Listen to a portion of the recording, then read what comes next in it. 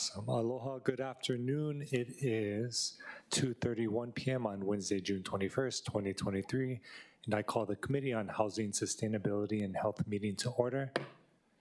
Welcome Vice Chair Kia Aina, Councilmembers Dos Santos, Tam, Okimoto, and Toba to the Chamber. And before we start our meeting, I'd like to have some procedural announcements to make. Pursuant to Hawaii Revised Statute Section 92-3.7, this meeting will be conducted as a remote meeting by interactive conference technology with the following procedures in effect for the meeting. Members of the public will be allowed to provide oral testimony on all items on the agenda when each agenda item is taken up in two ways, remotely and in person in the council chamber.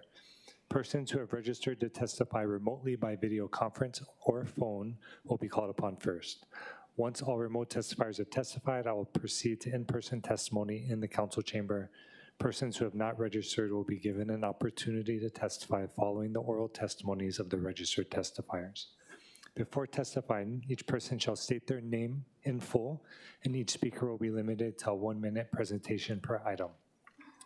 HRS Section 92-3.7 requires all votes at remote meetings be conducted by roll call unless unanimous. Therefore, if any objections are noted, I will call for a roll call vote. For those council members participating from outside of the council chambers, which I don't believe we have at the moment, but if anyone logs in under HRS Section 92-3.7, the meeting will automatically recess if we lose audio-visual contact with you and cannot reconvene until we establish contact. Written testimonies, including the testifier's address, email address, and phone number, may be posted by the city clerk and available to the public as described on the posted agenda. As a courtesy, please turn off all cell phones for the duration of this meeting. And just noting, members, please be advised that agenda item number 2, Bill 4, 2023 CD1, posted on today's agenda, has been canceled, will not be considered, and will be on the next committee meeting. Mahalo. Turning to agenda item number 1 for action, Bill 28, 2023, promoting public health, safety, and welfare by enhancing access to naloxone hydrochloride, or naloxone. Members, we have posted to the agenda proposed CD1, OCS 2023-0552/6/14/2023, 11:29 a.m. to the bill submitted by Council Member Tyler Dos Santos Tam. For your information, the summary of the amendments are listed or is listed on the agenda. In addition, I'll be recommending that the posted CD1 be further amended as followed. Number 1, to add introductory language to section 34 .1 stating, for the purposes of this article, the following definitions apply unless the context indicates or requires a different meaning. Number 2, to amend the title to section 34-.2 to substitute maintain for provide. Number 3, to amend section 34-.6 penalty to add included before business to limit the application of the penalty to businesses included under the article. And number 4, to make additional technical non-substantive amendments. I believe we have Dr. James Ireland from Department of Emergency Services. If there are any questions, members, are there any questions for Director? Councilmember Dos Santos Tam. Thank you. Sorry, Director, to make you come up for this. Just wanted to get a recap of the incident in Waikiki several weeks ago, and then maybe any other incidents that your department has encountered involving fentanyl that are sort of above and beyond what you're normally seeing. Thank you, Council Member Chair. Regarding Waikiki, what has been publicly said, I believe, by Honolulu Police Department and ourselves is there was 5 individuals who responded to. I think the police department has said publicly that fentanyl was there on scene, detected. I don't have any other update on the conditions of anybody. I do know there were 2 fatalities that were reported by our medical examiner. In addition, the Honolulu Emergency Services Department continues to go on approximately 1 suspected fentanyl overdose per day. And the reason I use suspected is because unless we do drug testing at the scene, which is done by the Honolulu Police Department and the Honolulu Fire Department when indicated, we don't know for sure it's fentanyl. Or at the hospitals if they have a positive narcotic screen, or unfortunately from the medical examiner who does a blood sample that tests positive for fentanyl. We've also had one patient that ultimately went to the medical examiner who had xylazine in their blood sample. So it continues to be an ongoing unfortunate problem for this island and our community. We're noticing it's being many of the people retrospectively don't know that they were taking that, because we've asked them, did you know you were taking this? Did you know that you could have had Narcan or your friends could have had Narcan nearby? And a lot of them said, I didn't know I was doing fentanyl. If it's a white powdery substance that they're snorting, they thought they were doing cocaine. And in some cases, it's a blue counterfeit OxyContin pill with even the normal markings of an OxyContin pill. So they thought they were doing a prescription drug, still potentially illegal because they didn't have a prescription for it, but they thought it was maybe legally prescribed to somebody else, and then they got it from a drug dealer. But these are actually counterfeit pressed pills that's fentanyl pressed into looking like an OxyContin. So still remains a problem, still going to the calls, and it's unfortunate. Just as a follow-up, if you could talk a little bit more about xylazine. Sure. Xylazine is a veterinary medication. It's a horse tranquilizer. Maybe 20 years ago, it came out of the legitimate veterinary use into the black market in Puerto Rico and has slowly spread across the United States. There were some reported cases in this state within the last 2 years, but very rare. But now we have seen it on Oahu in a few overdose patients. And we've known that because, again, a sample from the medical examiner from someone who passed away did have fentanyl and xylazine in it. We've also, other city agencies have done detection on scenes of overdoses, and the substance there was fentanyl xylazine. So we do know it is on Oahu. We believe it's being mixed with fentanyl. And again, the end users, the people using the drugs, don't know, they usually don't know they're getting fentanyl, and they certainly don't know they're getting xylazine. It produces a characteristic skin lesion, and some of our people who are working in the streets, counselors and such, have noticed an increase in skin lesions. May or may not be from xylazine, but they have noticed these lesions. It does not have an antidote like Narcan. It requires other drugs that we carry on the ambulance, like Levofed, which is norepinephrine to maintain blood pressure, and IV fluids, as well as endotracheal intubation and ventilation for those not breathing. However, that sedative effect, because it's mixed with fentanyl, right off the bat, you can't tell which one is the predominant drug the person ingested, and they should still get the Narcan, because if fentanyl is the predominant drug, the Narcan will reverse the fentanyl. So we're still encouraging the fentanyl use, but if they don't wake up after after Narcan, some of the options that we look at is this predominantly xylazine? Is it some other drug, a non-narcotic that won't respond to Narcan? Is it a dose of fentanyl that's so high that you need multiple doses of Narcan? And I think I've talked about this before, where EMS now has gone on about maybe 6 now or 7 calls where more than one person at the scene is overdosed, 2 or more people, sometimes both in cardiac arrest, sometimes one in cardiac arrest, one unresponsive. But they have required, in some cases, up to 6 doses of the nasal Narcan instead of the normal 1 or 2. In one case, they didn't even wake up until the paramedics did the IV Narcan after they'd already received 4 nasal Narcans. However, having said all that, the predominant overdose cases we're going to do wake up with 1 or 2 nasal sprays. So I do think 1 or 2 nasal sprays is sufficient for the majority of people we're finding overdosed.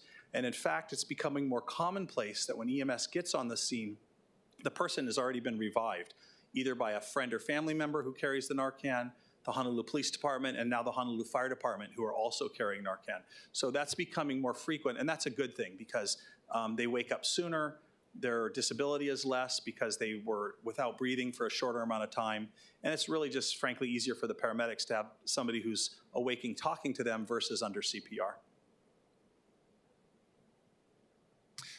Director or Dr. Ireland, since I have you up there. So in terms of the availability of the naloxone, given that right now it's free, or is there a limit to the number that businesses can be getting to keep in their stock, understanding that the bill would only require 2, or are they able to request more? You know, I just don't have information on that. I think no one I've talked to has had a difficulty getting it at this time with the system that's in place for our state. So I would just answer that way. Okay, appreciate that. And I might ask Administrator Harai to come up if you don't mind real quick. And your questions, okay.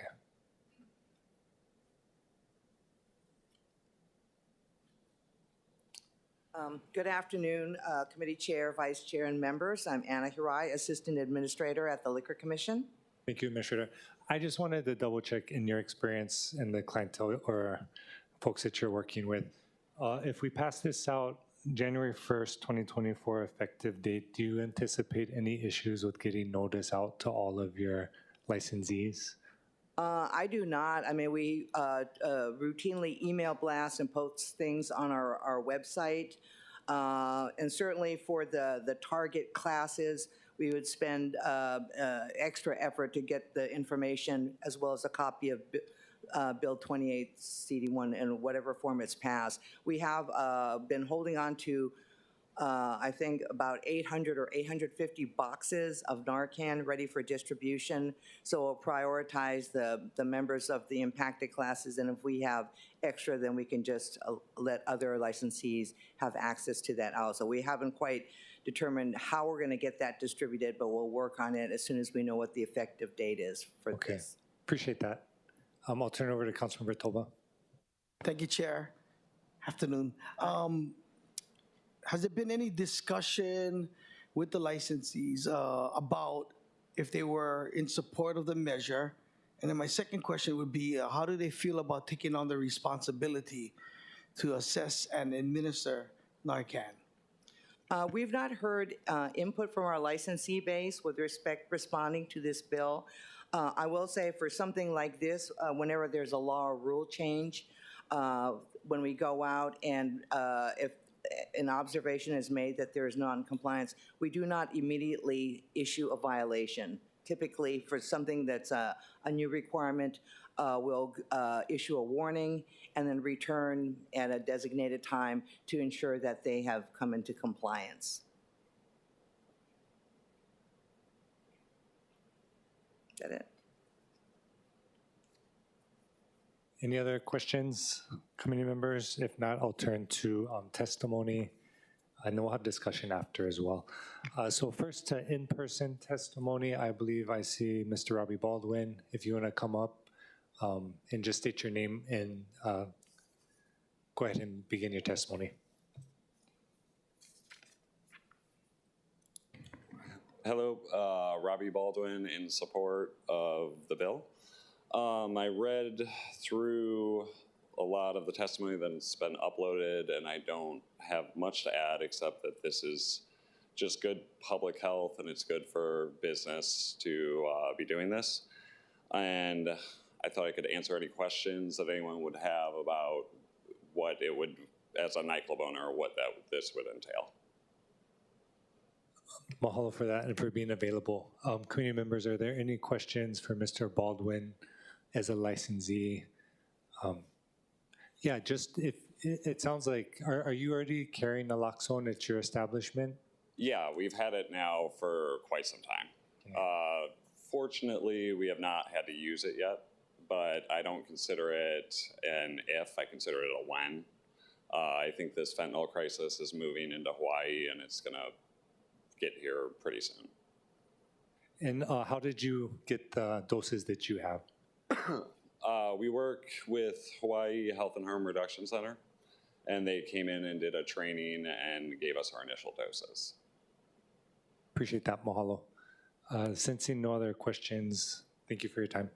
Yeah. And then we'll turn it over. Anyone in the audience, in-person testimony? Seeing none, we'll go to remote testimony. I have Rebecca Soon. I don't see her online. Madam Clerk, is she logged in? She's not online, Chair. Okay. Thank you. Mahalo. And then seeing no other registered remote, I see Angela Melody Young's hand up. Angela, if you wanted to testify on this item, go ahead and unmute and proceed. Aloha, Chair, Vice Chair, and the committee, Angela Melody Young, testifying in strong support on behalf of Kapalama Neighborhood Security Watch. So the opiate crisis is a nationwide concern, not just here in Hawaii. Opiates include Oxycontin, heroin, fentanyl, and as I've said in my previous testimonies, the emphasis for finding the solution, I think, requires a group of experts, emergency response, legal, and health experts to provide comprehensive information, not just from one source, right? So let's look at an example policy about which agencies work together to craft such policies. Hawaii Revised Statute Chapter 329, the Uniform Controlled Substance Act. This is regulated by the Hawaii Department of Public Safety, Department of Health, because it is a safety and health concern. Chapter 329 of the HRS is typically health laws, so it's usually just regulated by DOH, but this has to do with drugs. It involves Department of Public Safety. And in this chapter, the Department of Public Safety reports to the state legislature after reviewing the federal standards. The federal standards are set by the federal DEA, the U.S. Department of Justice, and actually the Department of Public Safety reports to the LG's office about this drug scheduling. Mahalo, Angela. Thank you. Appreciate it. And then looks like we have remote testifier Rebecca Soon connecting to audio. If you're on, Ms. Soon, go ahead and begin your testimony. Aside from Ms. Soon, Madam Clerk, do we have anyone else unregistered online to testify? Chair, there are none. Okay. I still see the connecting to audio.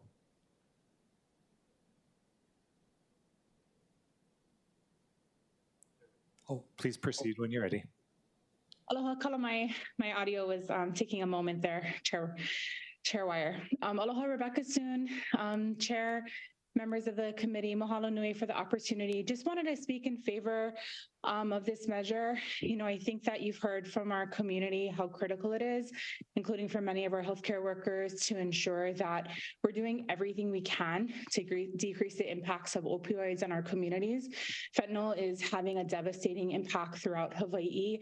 And while this isn't going to be the magic wand, this can certainly, I think, go a long way towards supporting the tools that folks need to be able to have available to them in places where they can uniquely respond to situations. Would love to see statewide and island-wide training as well for our communities to be able to be part of the solution. So just wanted to mahalo this committee, Chair, as well as Councilmember DeSantos Tam for your leadership and urge your continued support. Mahalo.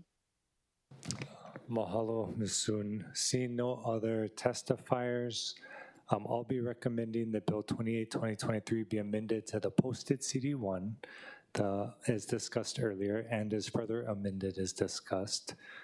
Any discussion? Any objections or reservations? Okay, so ordered, and then the chair then recommends that Bill 28, 2023 CD1 as amended as discussed be reported out for passage on third reading. Any discussion, objections, or reservations? Hearing none, so ordered. Mahalo everyone that came out for this matter. Again, agenda item number 2, Bill 4, 2023 CD1 has been canceled and will be on the agenda at the next meeting. We're going to move on to agenda item number 3, informational briefing, one of 2 info briefings we have today. Overview of the pantry, contactless food distribution center, I believe the only e-commerce pantry, food pantry in the nation. For your information, the following presentation is available online as Miscellaneous Communication 342, and we have Tigger Heisinga. You can go ahead and proceed with the presentation. Hi, good afternoon. Thank you so much, Chair and Council members, for having me today. My name is Tigger Heisinga, and I'm the Partnerships and Donor Relations Manager over at the Pantry by Feeding Hawaii Together. I know that a couple of you are familiar with our work and have been out to see our facility, and for those of you who are not, I'm excited to tell you more about us today and about some of the things that we have coming up. So who we are a nonprofit organization that's been operating on the island of Oahu for just a little over 23 years now. We were in Kaka'ako for about 2 decades, and then due to development, we lost that space. So we've been in a warehouse in Kalihi for the last few years. Fortunately, we were able to obtain that space through a grant, so we are there to stay. We are a registered 501c3 nonprofit and simultaneously the largest and only e-commerce food distributor on the island, and I'll touch a little bit more on that later. So what are the issues that we are seeing our clients face? In a study done by the Aloha United Way last year, they actually found that around 48% of the residents in our state are facing food insecurity, and due to those numbers, about 1 in 3 keiki are struggling with hunger.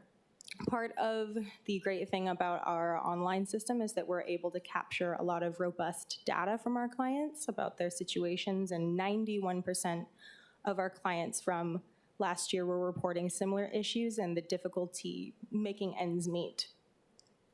So what is our impact on these issues? Our numbers fluctuate a bit, but we tend to average around 10,000 individuals a month, and those numbers are only growing, especially with recent, 1, the cuts to SNAP, and 2, raising the working age. So we're seeing a lot of influx of folks at the 50-year-old mark and upwards. And last year, we only had 2 full-time employees and 1 part-time employee, but even with that small team and a myriad of wonderful, wonderful volunteers, we were able to do all of these things and distribute over 1.5 million pounds of food and goods to people all across Oahu. And this averaged out to be roughly 1,000 households a week. And some of those are 1-person households, but typically our clients are in the 3+ person range.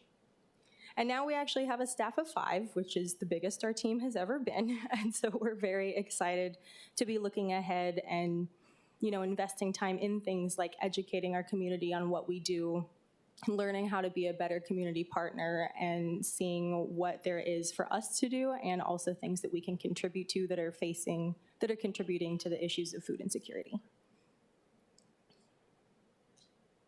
So how does it work? Being e-commerce, we have an online custom-built portal. So our clients go to our website, they can register, and that's where we're really capturing a lot of that demographic data.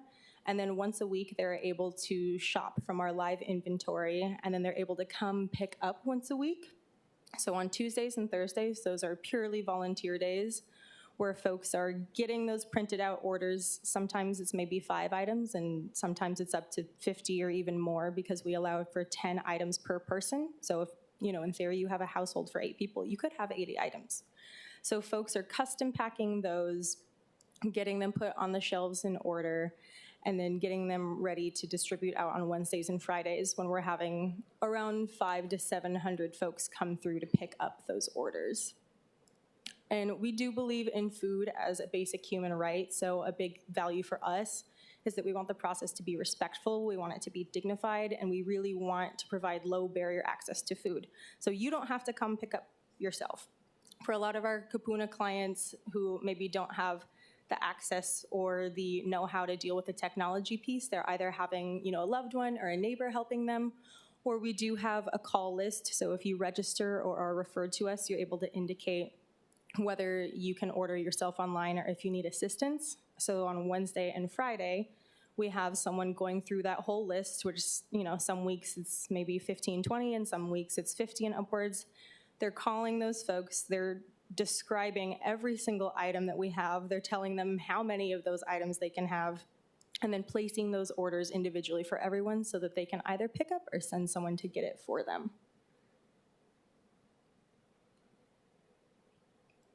So who do we serve and what do they look like?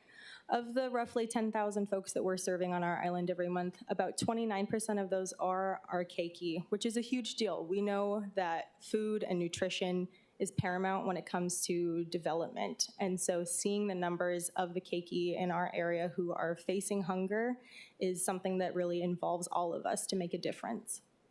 And we do have about 22% of kupuna.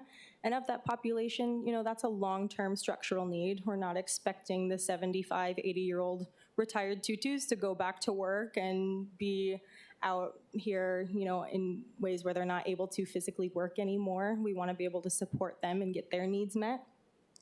And a big misconception that we see when it comes to conversations around folks who are facing food insecurity is that they're either unemployed or unhoused, and we're just saying that that's simply not true. So our ALICE community, that's from the Aloha United Way, so it stands for Asset Limited, Income Constrained, Employed. And especially because of the groceries that we provide, you typically need a kitchen or some way to prepare those foods. And we are seeing households that have at least, one working individual. They do have housing. They're doing everything they can to provide for themselves and their loved ones, and they still need that structural support when it comes to getting food and other goods. We also have a large portion of folks that we serve who have disabilities, whether that's physical or mental, and of that percentage, about half are our veterans, and we know that there are structural needs for supporting our military communities, as so many of them get moved out here as well. This is just a little blurb on how we leverage the data that we get from our portal to tell our story and to inform the decisions that we make. So not only, does the demographic information help us when it comes to applying for grants, but we're also able to share a lot of this information with other like-minded partners in the community, and it helps us make decisions. It helps see where the true needs and wants of our clients are. And the cool thing about it is that even though it was made specifically for us, we had it designed with the hope that this system could be generalized to other similar facilities, whether that's here in another warehouse someday or whether that's on the mainland.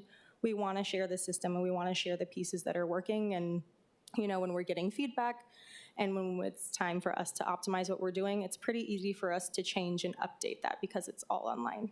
And we have a wonderful tech team. I don't do that, though. So this is one of our clients who we've been seeing for the past couple of years. I actually saw her this morning. This is Remedios, and she is a 70-year-old retired nursing home cook. She has had multiple types of cancer, gone through rounds of chemo, 14 surgeries, and she does have family and loved ones here on island that are supporting her as well. And even with her, monthly retirement stipend and the help and support from loved ones, she still needs extra help. She still needs that extra boost from us to help with the groceries, with other household goods.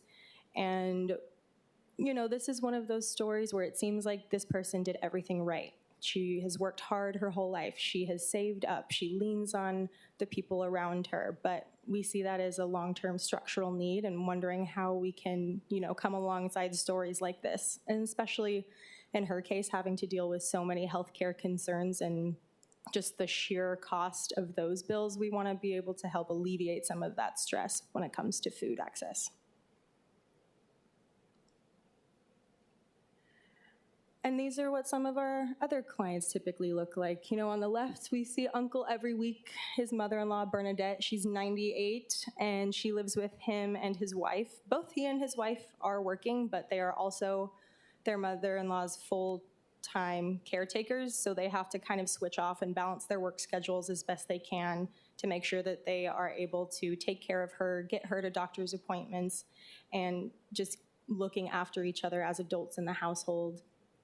And then we've got our little friend Peter. His family's been coming to us for a little over 3 years, and then a couple weeks ago, he actually just had his 3rd birthday. And they live in a big multi-generational house, and they have lots of cousins and relatives that come stay with them as well. And they've shared with us that some of their relatives who live out further from where we are in Kalihi, they don't register and sign up for groceries every week, but the groceries that they're taking home are being, shared out with everyone else, or they're having those family meals. And we have this bus that actually just started coming to see us all the way from Schofield. And so this is an example of how you don't need to physically be there yourself to pick up. They will pick up for between 10 to 20 orders, and they just have the long list of numbers, and we're able to load up the whole bus. And they're taking all of that back to the Schofield Teen Center to distribute to military families in need. And it's the same person every week, and what they've kind of shared with us is, for so many families that get moved out here, especially people that come from cheaper places on the mainland, they were not prepared for how different it would be here, and they weren't set up for success. So, folks that moved their whole families out here are now needing that extra type of support, and unfortunately, they're not able to get it on base. And over on the end, we have our client who also lives in a large multi-generational house, and their cousin just had a baby the other week. We see them, and some of their relatives come with them sometimes, and they've always got a big wagon or two. And they all help take care of the keiki at home. They all help take care of the kupuna. Every adult that is physically able has a job. They actually just got their first job last week, so they're really excited to be out there building their resume and contributing. But at the same time, the more that the adults are working, that also means that the kupuna and the keiki at home still need that care and still need assistance throughout the day. So that is an added cost that they have to balance. So a lot of folks wonder how we fit into the food ecosystem in Hawaii.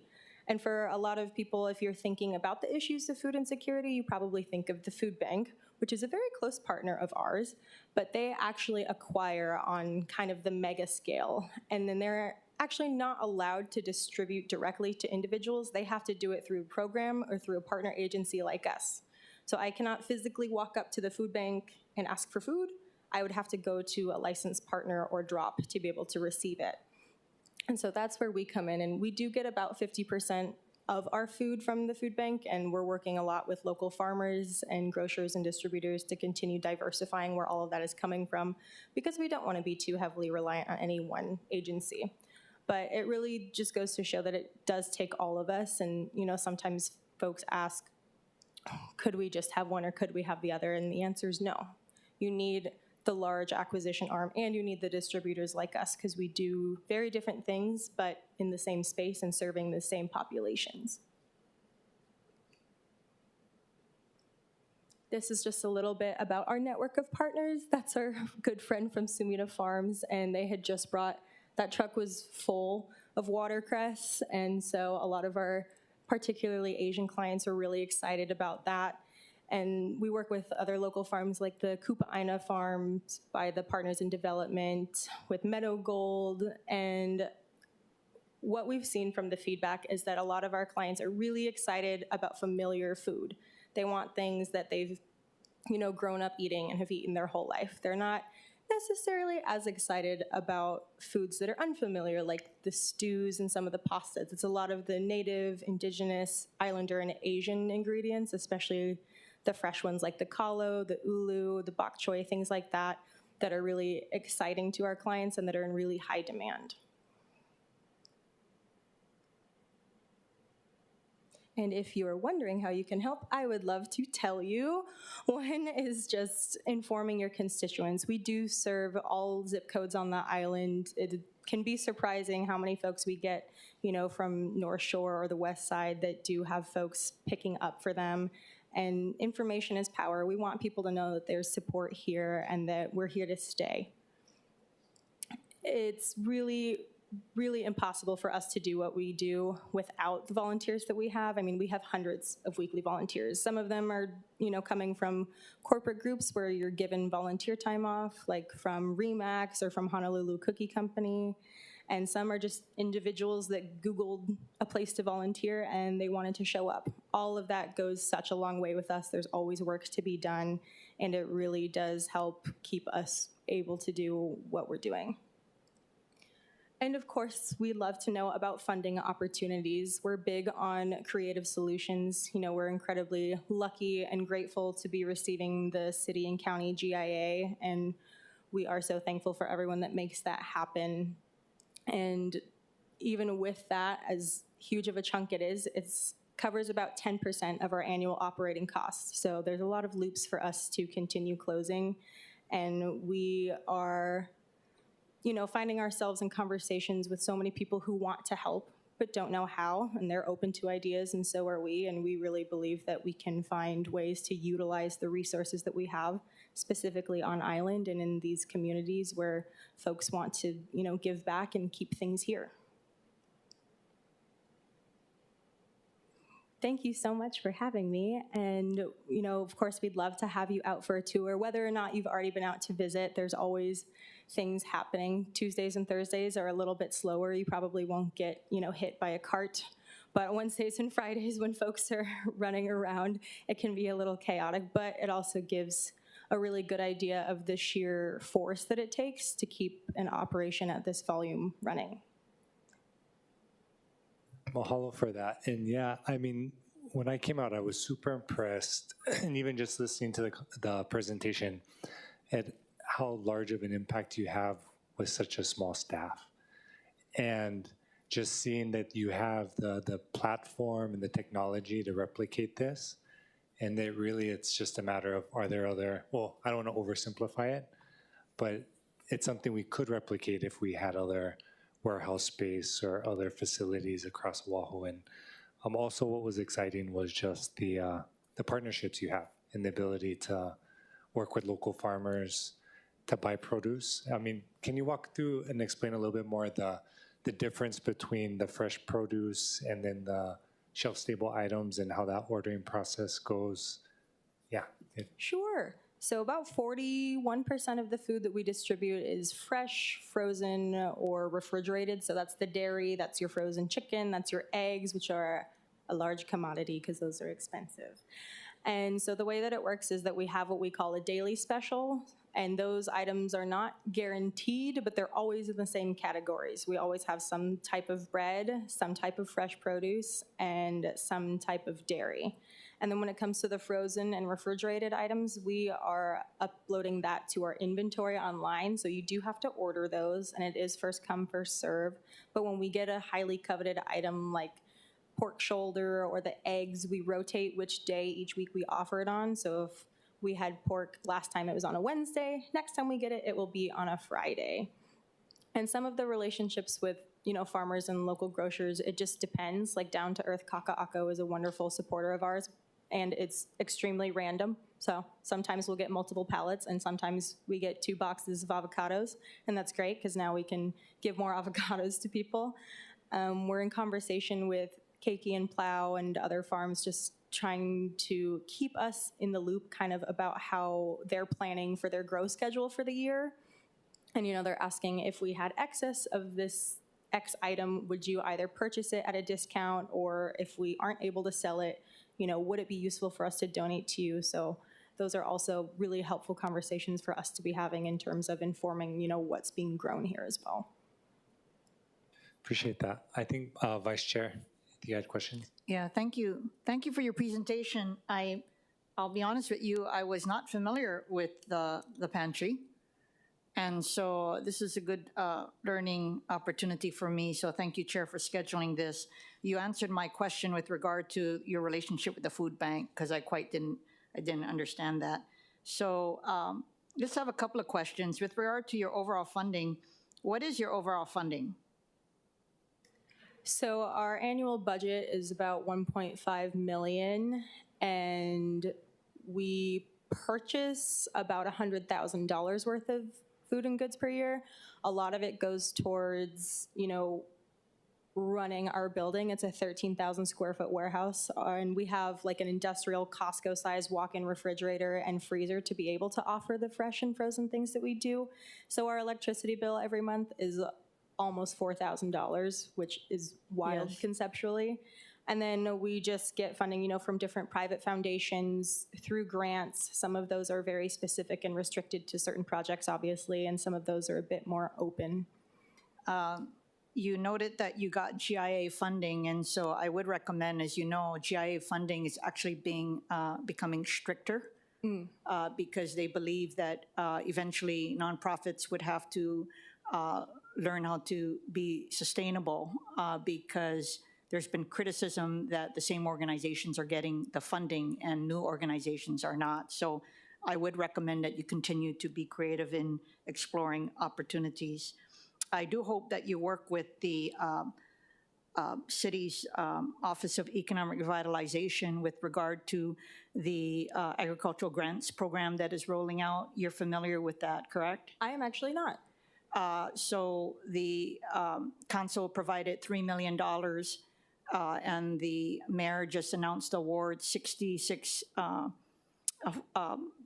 entities received up to $50,000 in grants, and that was just about 3 weeks ago. But they are moving into phase 2, which is a $8 million allocation. It was reprogrammed ARPA funding, and the target is going to be agricultural hubs, which I would think that you very much could, might be able to be eligible for.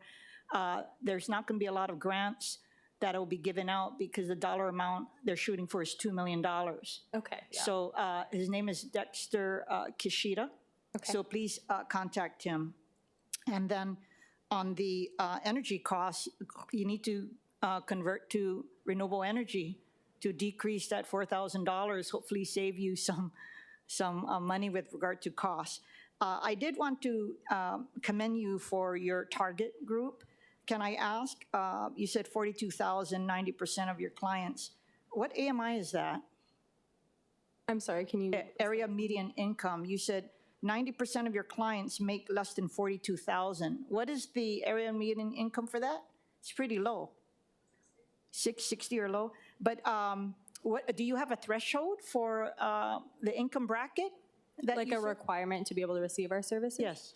So it used to be 185% of the poverty level, but we actually took that away in alignment with our value of providing low barrier access. So we want, anybody that's in need who's reaching out to be able to receive food. So we do not have a requirement anymore. Oh, okay. But it just so happens that the majority of your clients make less than $42,000, correct? That's correct. Okay. I hope you don't have a requirement for citizenship status, correct? We do not. Nor do they have to be eligible for SNAP.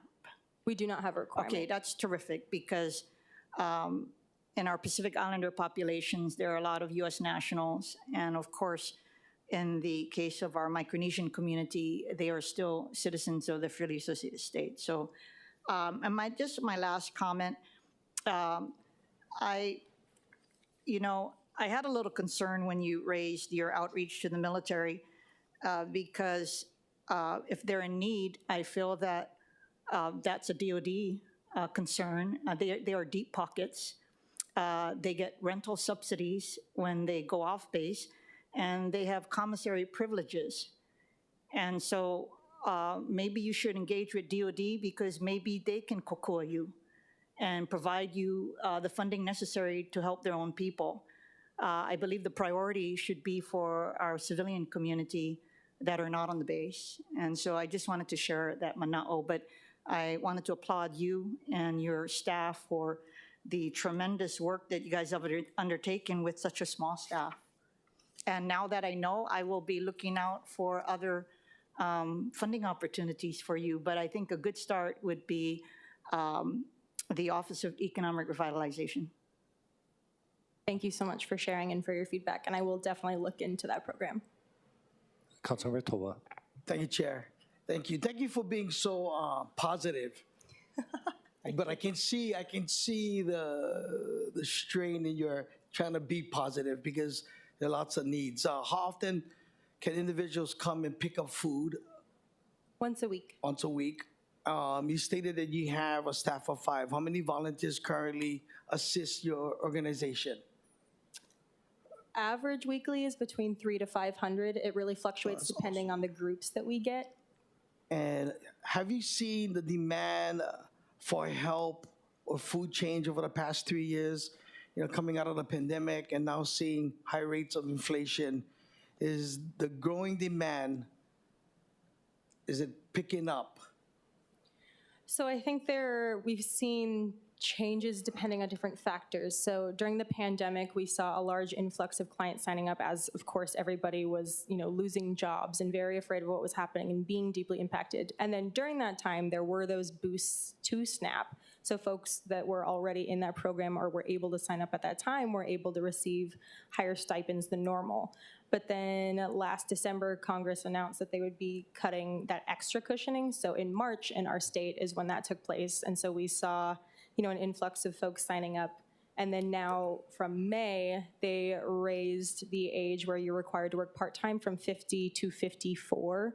So we're also seeing clients from around that age group, having some anxiety around food insecurity and needing help, signing up for jobs. And so other agencies that we work with or refer to, we are, if folks indicate that they need help signing up for SNAP or if they need career building help, we're able to, reach out to other organizations and refer just like they are to us. So how are you guys keeping up with the demand, just knowing that no matter how much people are going out there to work, there's still need for food? By doing things like this, by telling our story and telling more people about who we are and what we're doing. And we, I do believe that people want to contribute to the greater good. And sometimes it is hard because there's so much positive in terms of people care, people want to help their neighbors, their families. And of course, this is an incredibly heartbreaking issue that we see, it's long-term, it's deep-rooted, it's systemic. We don't see a quick fix. There's no one solution. There's no one person or organization with the right answer.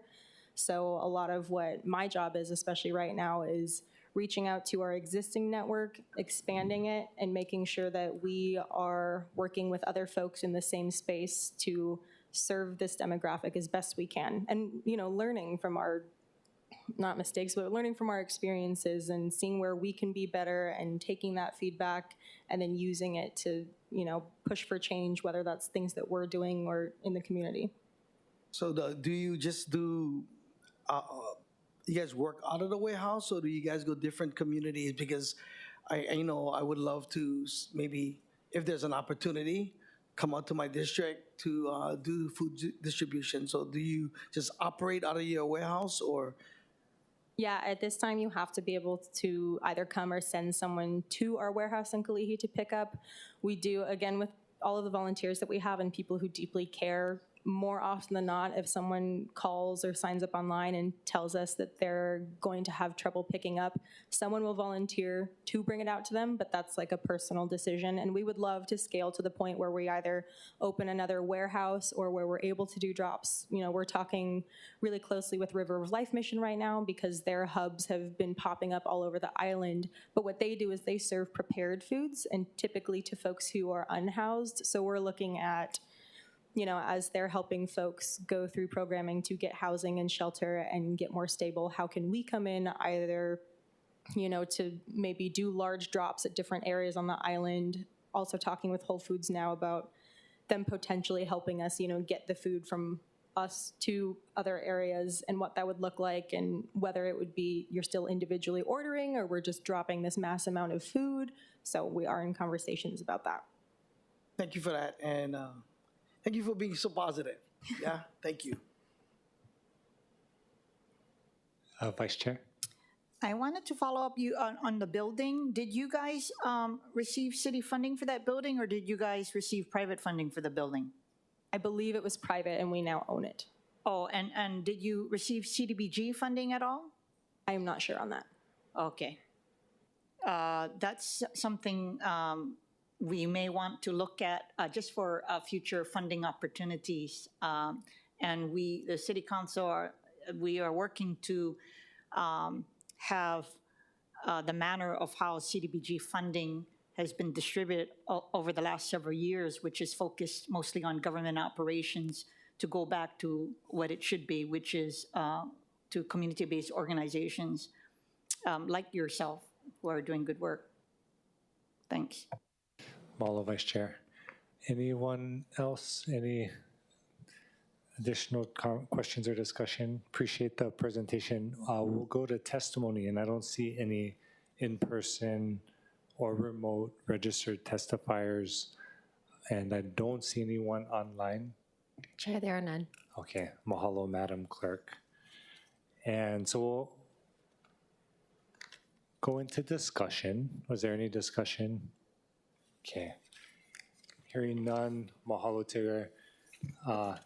Yeah, and we'll end with that on this info briefing. Food is a human right. Is that what you said? I love that. Moving on to agenda item number 4, another informational briefing. This is the City and County of Honolulu's residential real property tax assessment process. an update on the status of residential assessment appeals. I believe we have Stephen Takar, Administrator for Real Property Assessment. And for your information, the presentation is available online as Department Communication 409. Aloha, Administrator. How are you doing? All right. Good afternoon, Committee Chair, Vice Chair, other committee members, and other council members. Stephen Takara, Real Property Assessment Administrator. Just thank you for the opportunity for us to speak and share real property information. Hopefully it's informative and we can get something out of it. Not only we share information, but when we, I guess, prepare, we also learn from these experiences as well. So hopefully it's a win-win situation. With that being said, I'll introduce your assistant administrator, Mr. Peterson. He'll do a lot of the heavy lifting in today's presentation. Aloha, Chair Wire, Vice Chair Kiaina, committee and other council members. Thank you for having me. Stuart Peterson, Assistant Administrator. I'm going to go over a few things today. I apologize if some of you have seen some of this before. We have gone over parts of it, and there's also going to be some new stuff here today too. In terms of the valuation process, I'll be going over mass appraisal, which is what we do, versus individual appraisals, and what realtors might do, how we assess residential homes, our market data approach to valuation, and our comparable selection methods. Okay, so what's the difference between mass appraisal and individual appraisal? Well, RPAD, Real Property Assessment Division, we apply mass appraisal in accordance with the ROH. It's the systematic appraisal of groups of properties as of a given date using standardized procedures and statistical testing. Because we value over 303,000 taxable properties every year, we use a computer-assisted mass appraisal system, or CAMA as we call it, to do our complex mass calculations. Okay, so on the other hand, individual appraisals are done by private appraisers on a single property for purchasing, refinancing, or estate planning upon the lender or homeowner's request for purposes other than taxation. Private appraisers will typically select 3 or more sales, analyze them, and then manually apply adjustments to estimate the value. Appraisers in the private sector typically follow different guidelines to perform their assignments and have a different scope of work. Realtors don't perform professional appraisals, but they come up with price ranges in a similar fashion as private appraisers do with their appraisals. Okay, so what does our division do? RPAD, as we're known, we follow the ROH section 8-7.1 to value all taxable properties on Oahu using methods suitable for mass valuation for taxation purposes. In the appraisal world, there are 3 general approaches to value: the market data approach, the cost approach, and the income approach. And RPAD is required by ordinance to assess by 2 of these approaches, the market data and cost approaches. So our goal is to generate uniform and equalized assessments of fair market value, and this has not changed under 8-7.1. So some of the organizations and standards that we use and follow are the IAAO, or International Association of Assessing Officers, and they set the standards for mass appraisal and provide education. We are members of IAAO and follow its mass appraisal standards, and we use their resources for educating and training our appraisers. And in fact, right now, our entire appraisal staff is in a week-long class being taught by a very highly regarded teacher from Boston. Other than IAAO, we have USPAP, which is the Uniform Standards of Professional Appraisal Practice, and they set the standards for professional appraisal practice in the United States. All private appraisers must follow USPAP in conducting their appraisals. However, RPAD is not subject to all of their restrictions because of the jurisdictional exception rule, but we comply with the parts of USPAP that apply to mass appraisal. Okay, so the market data approach is the main approach that we use in our residential assessments. This is the process of deriving a value indication for the property being assessed by comparing it to similar properties that have recently sold, identifying appropriate units of comparison, and then making adjustments to the sale prices of the comparable properties based on relevant market-derived elements of comparison. Just a note, RPAD's date of assessment is October 1st of each year, preceding the tax year. So this means for the 2024 tax year, the assessments are made as of October 1st of 2023. Our sales cutoff date that we use for the same assessment is June 30th. So we cut off sales at this point to accommodate statutory deadlines and the lengthy procedures and testing of the valuation process. Okay, so we have our CAMA system. It's called IAS World, and it's provided by Tyler Technologies. Market modeling is a term that we use for our CAMA version of the market data approach.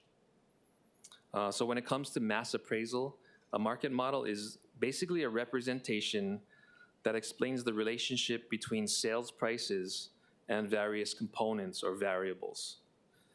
An example of a market model, or simply model, as we might call it, would be the homes in Manoa, or the condos in Salt Lake, or the homes in Royal Kunia. They're each different and each have different markets, so different models. Okay, for a deeper look into the market modeling process, please visit our website. It's www.realpropertyhonolulu.com. And from here, you simply click on this icon in the upper left, and it'll take you to the video, and it has a pretty thorough explanation of our market modeling process.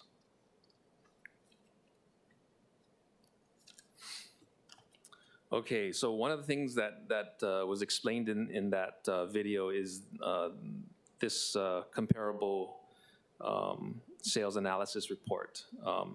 So I'm going to talk about the process of comparable or comp selection. So the first thing I'd like you to turn your attention to are these numbers here at the bottom. Okay, these are our comparability scores. This score dictates which comps are used for each property's valuation. Like a golf score, the lower, the better, or more comparable. The scores are calculated by our CAMA system using parameters set by the appraisers. The parameters are based most commonly on things like proximity to the property being assessed, the sale date, the living area, and the grade.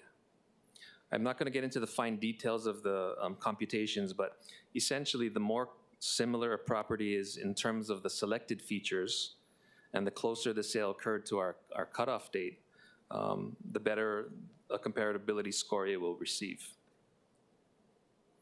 Okay. These codes here at the top break down the model, the cluster, the group, and the neighborhood that the subject property and all the comps belong to. So models are usually set by geographic boundaries and property types. And if you remember, the Royal Kunia model I spoke of earlier, that's one of these models. So all of these descriptions play the role of the proximity feature of the comparable selection.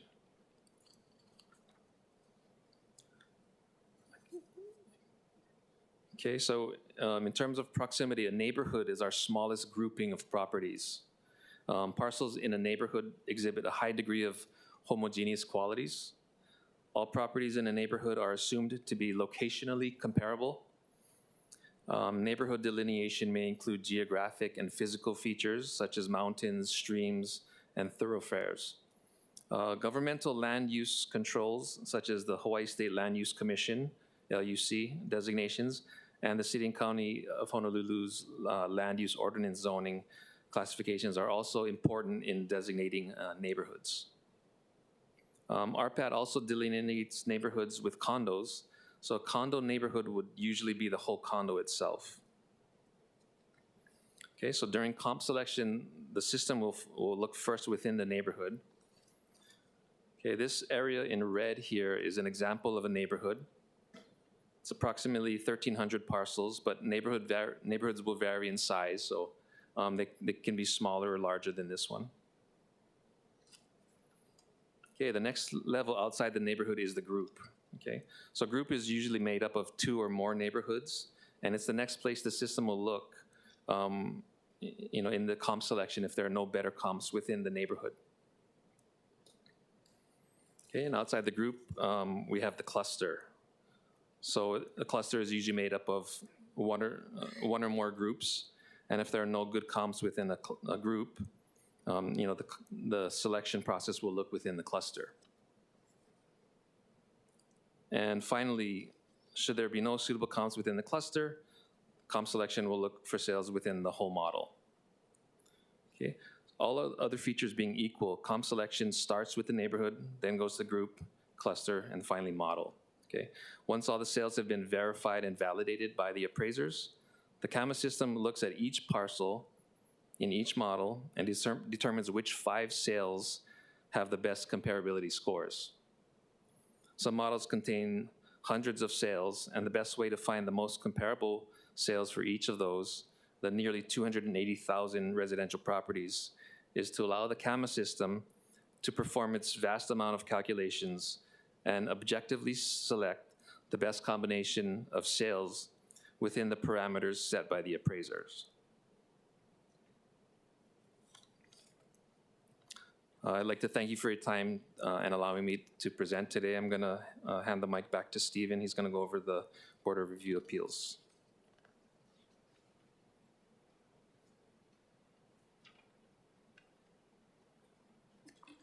Thank you.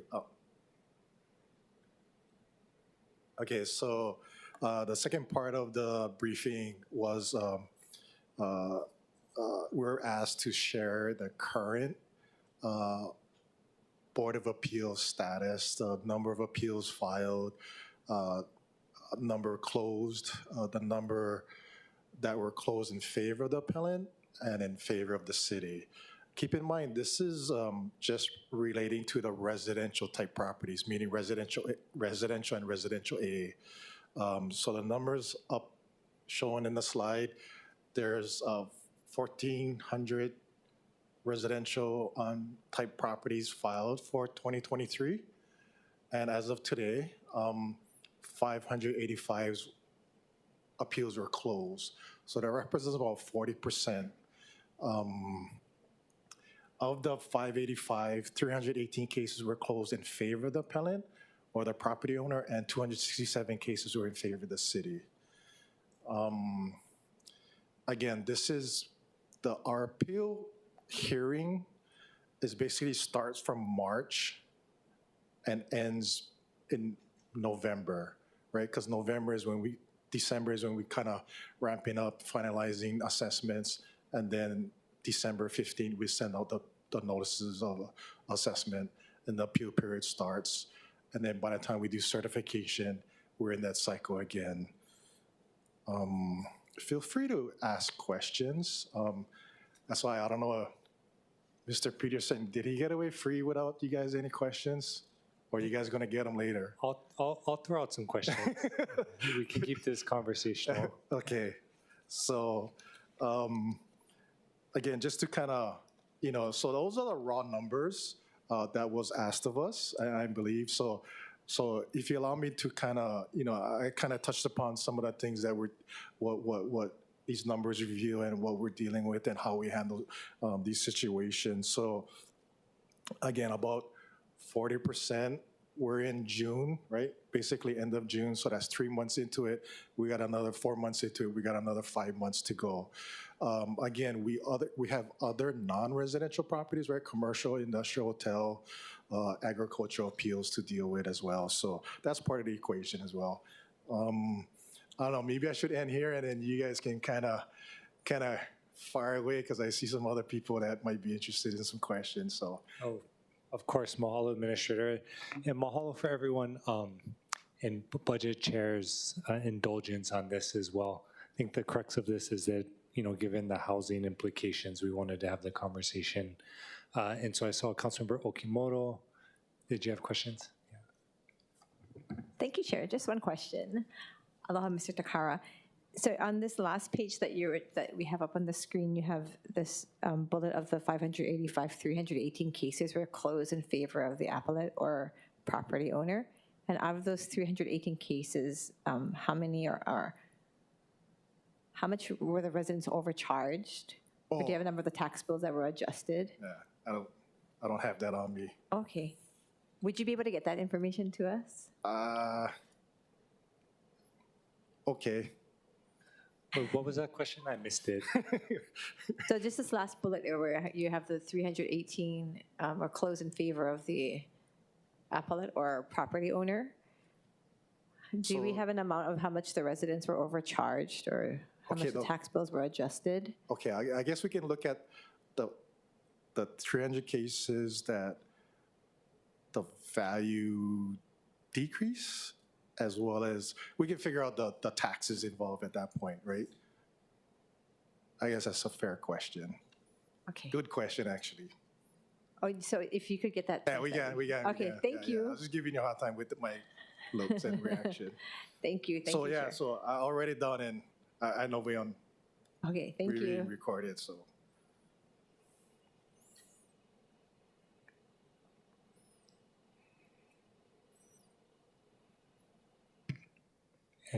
Council Okimoto, were any other questions? Or? Thank you, Chair. Oh, okay, Yeah, sorry. Vice Chair Kia Aina.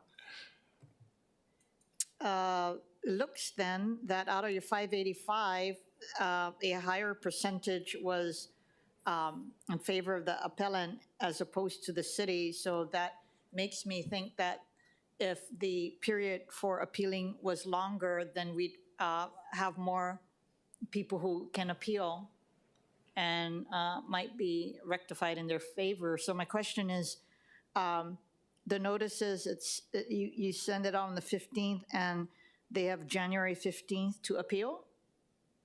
Have you considered what would be the harm in extending that deadline to at least another month? Maybe 3 months might be too long. What is the harm in extending that to 2 months? Yeah, I believe we might have discussed this throughout the year earlier this year. Yeah, I forgot. It's been a long time. Yeah, no, yeah. So I kind of remember the situation. So I think we might have expressed that we do have other deadlines subsequent to the appeal period. So again, we need to submit the certification. Well, we refer to this as certification, right? So we finalize the appeals. So the cutoff is the 15th, and then we need to, in 2 weeks, gather or compile all the assessments with consideration of the appeal amounts, because there's a 50% of the appeal value needs to be set aside for litigated funds. Got it. Right? So if you push that date back, yes, that discombobulates. I understand that, but you assume that when someone gets a tax assessment, they're so excited to see it that they open it immediately. You're assuming that? No. But, well, most people don't. I guess Yeah. I'm just saying, so by the time they figure it out, sometimes it would have, the time is, I guess, I feel still short. Now, if you say we discussed this before, I don't know if this data is new or is this consistent with previous years, but if you're telling me that the majority of, more than 50% of the people prevail, then that says something might be wrong with the system, right? Is something wrong with the system? I don't think so. Then why are the appellants winning? Yeah, so we did make a push as far as the public outreach, and a large part of the public outreach was to review your notice of assessment and also to review your property records. Okay. So if there's discrepancy in the property records or you're aggrieved by your notice, give us a call, right? So again, I think that was the next 3 bullets I was going to get to on the slide, right? So at that point, call our office. So we would like to think that the system is working. This anomaly, or I shouldn't say anomaly, I'll take that back. Sorry for you say. Right now, it's at a 54% clip in favor of the appellant, right? If you do Yes. the numbers. Yes. I'm not saying that it'll change, but we are at 40% into the appeal count. Okay, I'm pretty sure you're gonna ask me to come back and say, okay, what is it now, Steve, right? After 1,400 has been settled, what's the count? And we do, by ordinance, we do submit a report. Okay. So I did some research. The past 10 years, there was a low of 17% in favor of the appellant and a high of 48% or 44%, almost 45%. Our appraisers or our staff generally schedule appeals that we are already in discussion with the appellant, meaning that when they call during the appeal period, hey, what's going on, what happened? You have a house at 2,100 square feet when it's 1,800 square feet. That's a discrepancy. So right there, we're looking at, an adjustment at that point. My lot is 12,000 square feet, but 5,000 of it is on a hill. So there's that adjustment. That. So I think that's why I would like to think that with the message going on with all these public outreaches the last couple of years, that part of it is to check your property description, because that, like we've been saying, is that's what is used to calculate your assessment. So people have been, we like to think that people have been noticing that and calling us up and we're getting it correct. Okay, instead of 60 days, how about 45 days? Again, I just was asking your opinion, no. because I already know what I'm going to be considering So doing. it was a kind of a two-part question or two-part. I guess I look at it as a two-part reply, right?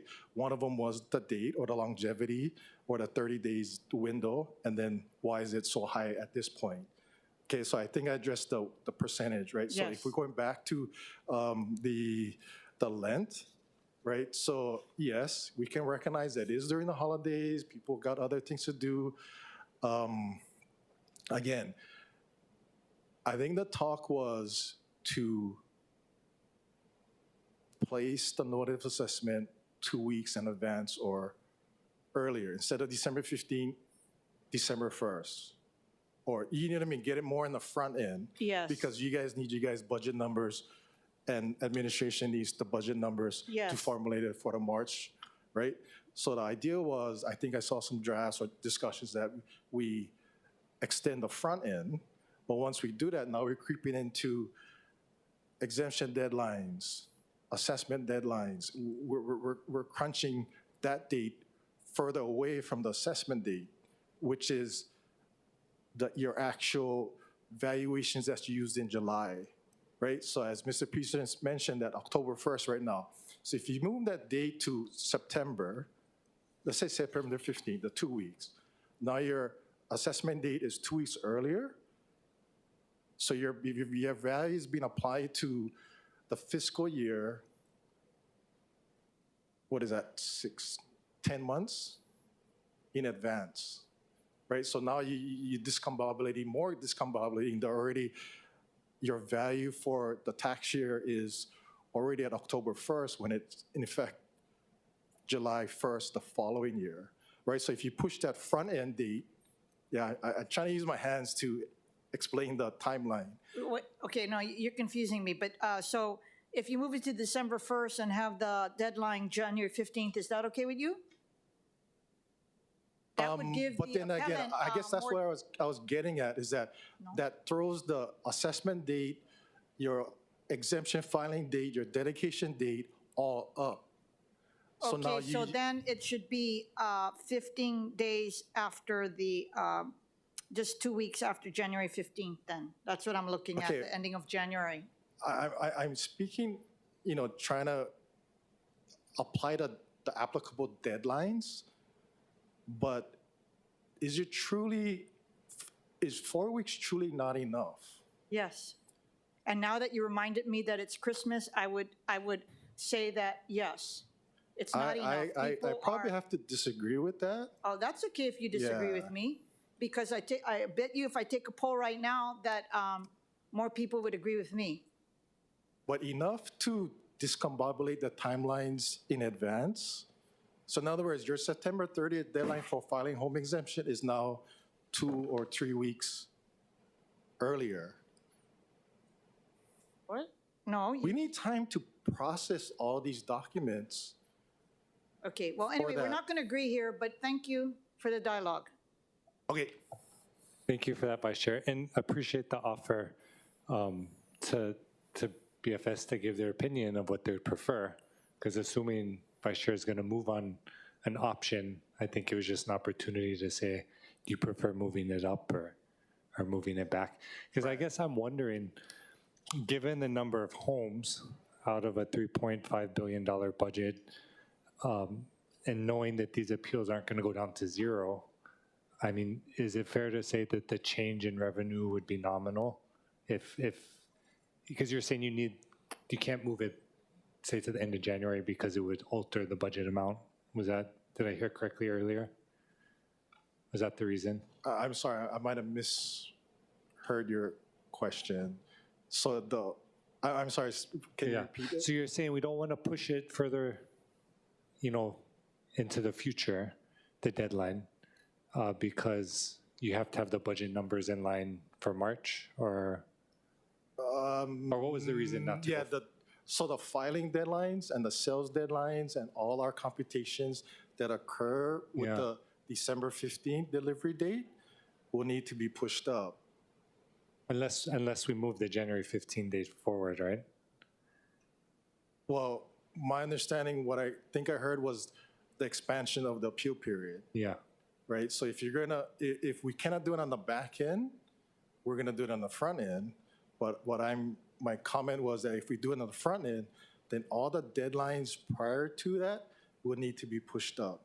Okay. Or early in the year. Well, what's the barrier if we do it on the back end?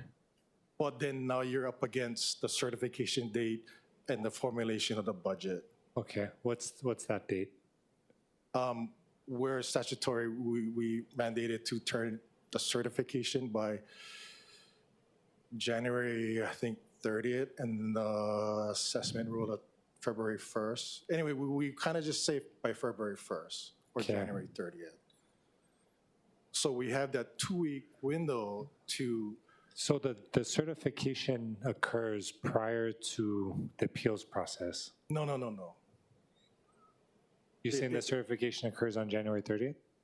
Yeah, so appeal period ends January 15th. Yeah. In that 2 weeks, we got to compile all the numbers, right? So the appeal information needs to be accounted for. I see. So you're certifying specifically the appeals information on January 30th? It's a little bit more complicated than that, but conceptually, yes. Meaning that there's corrected notices go out, there's all kinds of other notices go out, and other assessment notices, but the bulk of it is the consideration of a lot of calculations go into the appeal period. Okay. I mean, the appeal count, and then the budget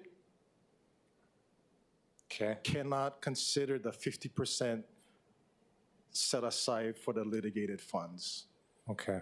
And some other properties that's on federal lands. Okay. So all that needs to be prepared by, we'll just say February 1st. Okay. Because that leaves 1 month for the formulation for administration, Director Kawano and the mayor to formulate a budget. And then I think they introduced it March the 1st, right?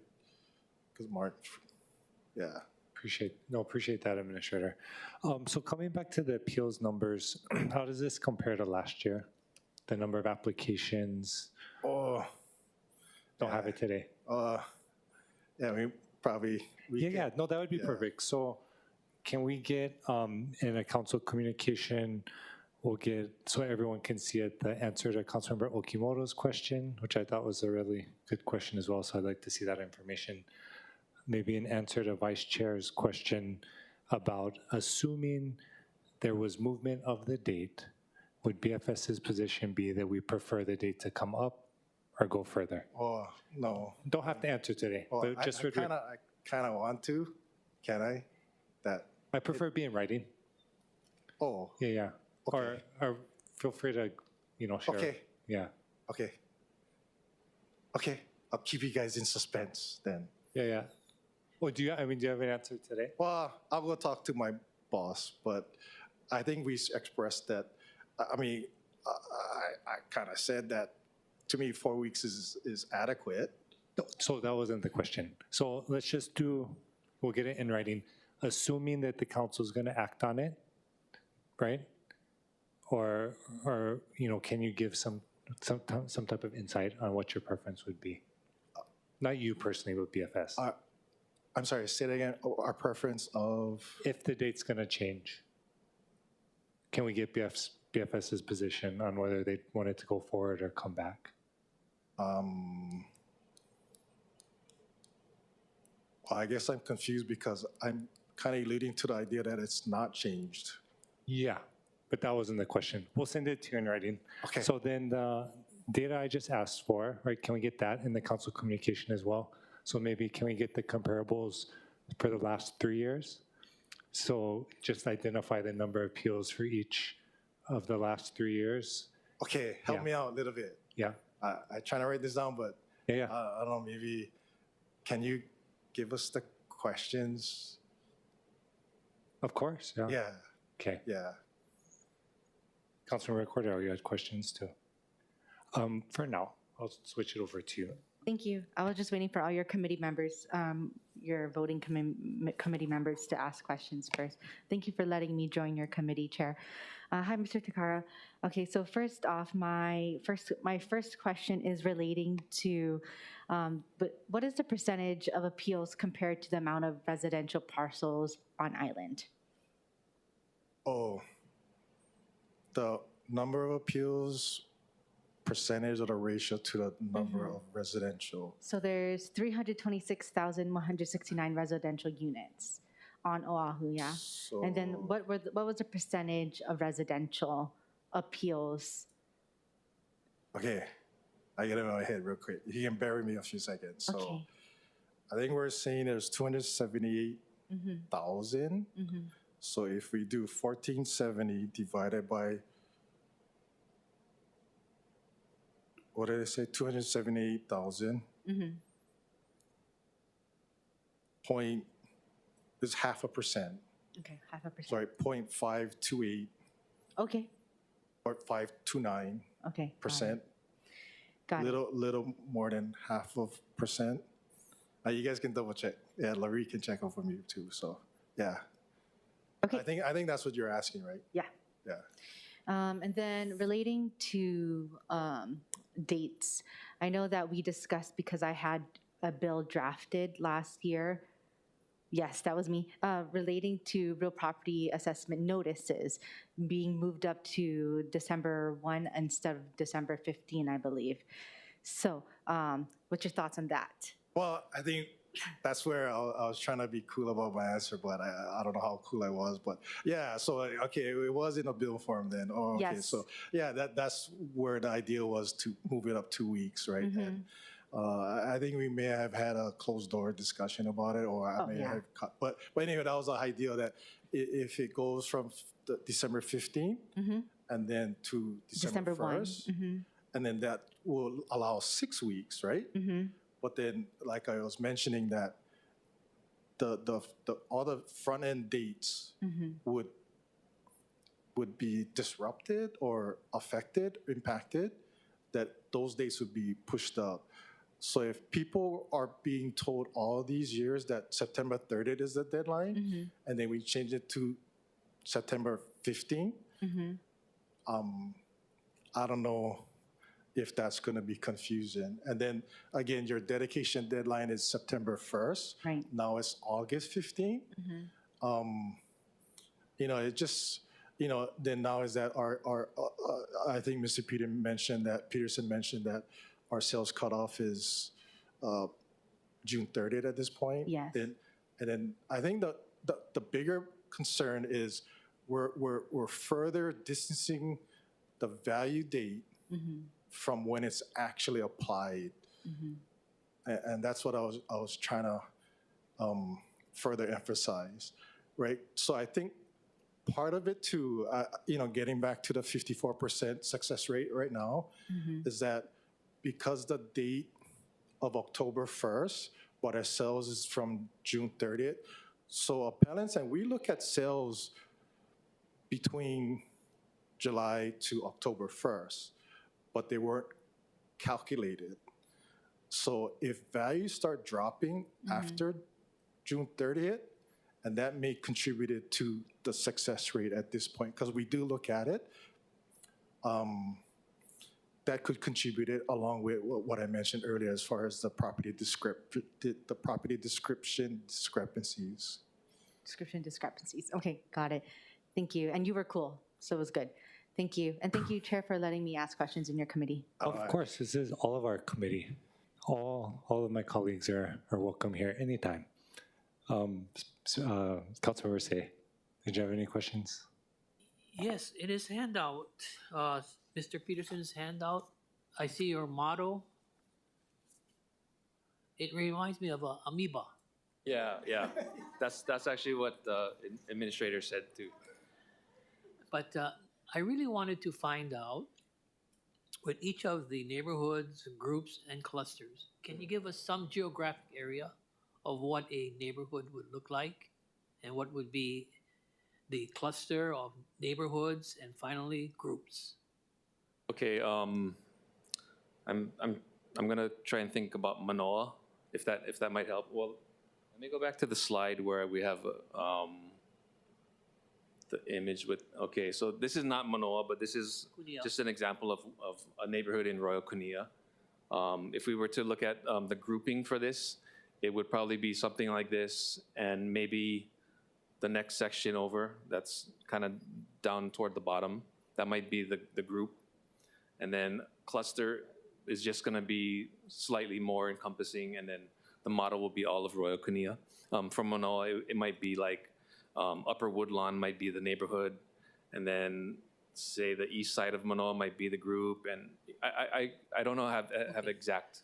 No, Stuart, I was just wondering because of this year's headlines in regards to the assessments, how different pockets of Oahu had different increases in valuation. Won't you have a baseline for all of these different pockets? Meaning, last year it was 1.2, maybe we'll keep it at 1.2.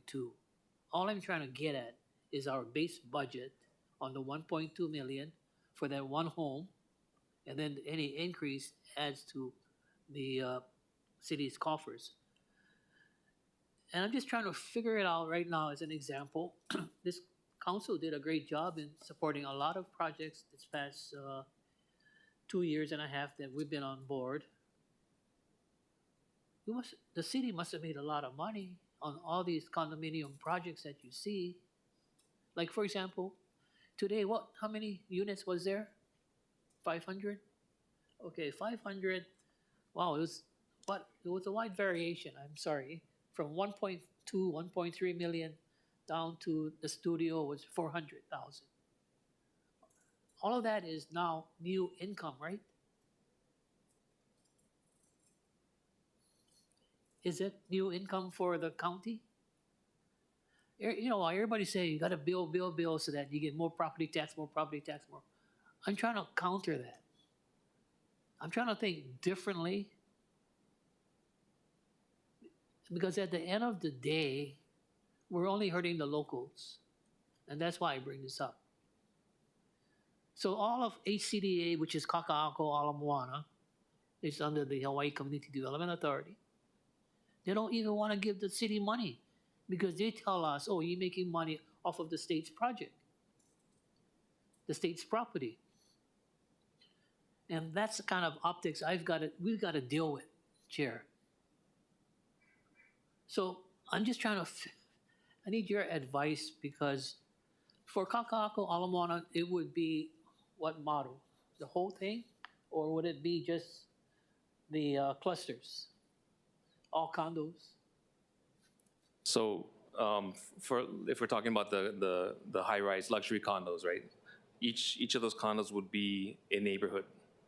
And groups of those condos would be, the groups, and the model itself would probably be all the luxury condos in Kakako. So that would be probably the whole model. Can we carve out those that were the affordable? The affordable ones wouldn't be in that model. Okay, got it. I'm happy to hear that. Just trying to protect the tenants or the residents who are buying these affordables. No, that's spot on. Mahalo. Any other questions? Perfect. Yeah, so it'll be in discussion. I guess I'll direct the request to MDO's office since Mr. Takara didn't want to take the questions back. I'll have Brian follow up just to make sure we can get that information in a letter. And appreciate you, both being here today and all your work. Thank you. Any testimony? I think we might have Angela Young on. Or is that no longer the case, Madam Clerk? She's online, Chair. Okay, Angela, feel free to testify when you're ready.